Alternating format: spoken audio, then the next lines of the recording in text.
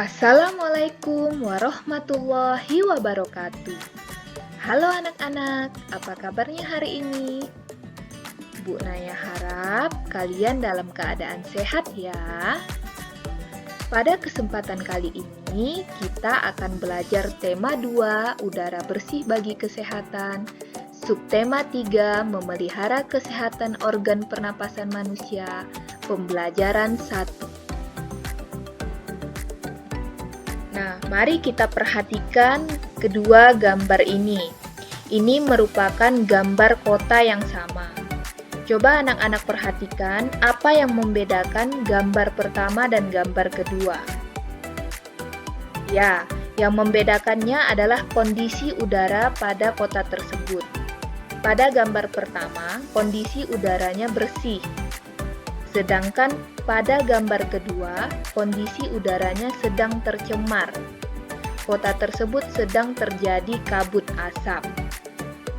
Pada kesempatan kali ini, kita akan membahas tentang kabut asap. Kabut asap. Kabut asap adalah kumpulan asap dan kabut menjadi satu kesatuan yang memiliki nilai kandungan halimun airnya lebih besar dari 0,1 mm.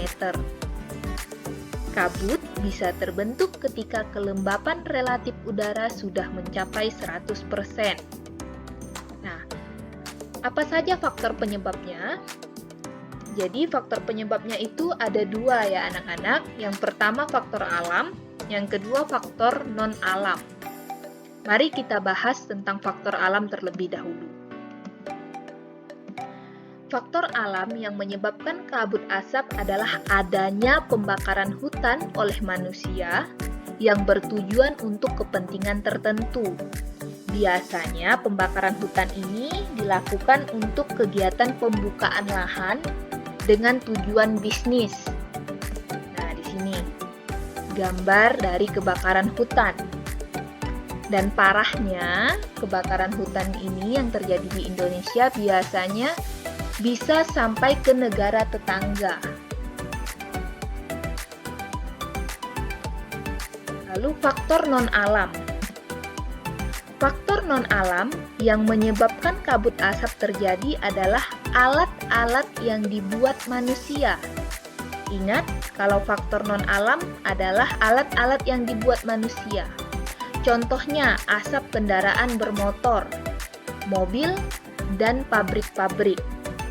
Nih, contoh dari polusi udara yang disebabkan oleh asap motor. Kabut asap, lalu asap kendaraan mobil, ini. Dan yang terakhir adalah asap pabrik. Tentu saja, asap-asap ini akan berdampak bagi kesehatan manusia. Apa saja dampaknya? Yang pertama, menyebabkan iritasi pada mata, hidung, dan tenggorokan, serta menyebabkan reaksi alergi, peradangan, dan juga infeksi.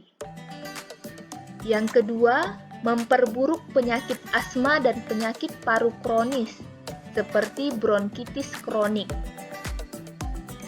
Lalu, membuat kemampuan kerja paru berkurang dan menyebabkan seseorang mudah lelah dan mengalami kesulitan bernapas. Dampak yang keempat, menyebabkan orang tua dan anak-anak yang memiliki daya tahan tubuh rendah akan lebih mudah mengalami gangguan kesehatan. Menyebabkan polusi pada air bersih, tanaman sayuran, buah-buahan, dan makanan yang tidak ditutup. Yang keenam, memperburuk kondisi lingkungan sehingga infeksi saluran pernapasan akut atau yang biasanya kita sebut ISPA akan mudah terjadi. Nah, agar keenam dampak ini tidak terjadi pada kita, apa yang harus kita lakukan? Nah, di sini kita akan membahas upaya melindungi diri dari kabut asap. Yang pertama harus kita lakukan adalah mengurangi aktivitas di luar rumah atau gedung. Jadi kalau tidak penting, lebih baik kita berada di rumah saja. Yang kedua, selalu memakai masker jika pergi keluar rumah atau gedung, dan pakailah masker dengan benar untuk menutupi hidung dan mulut.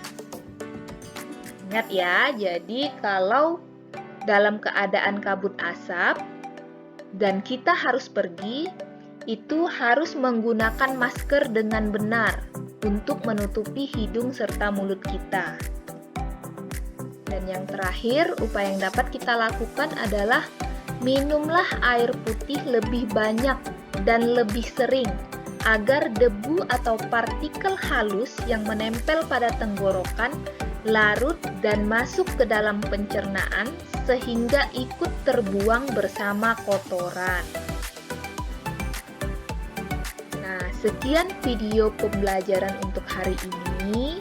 Semoga anak-anak dapat memahaminya ya. Sampai bertemu di video selanjutnya. Terima kasih.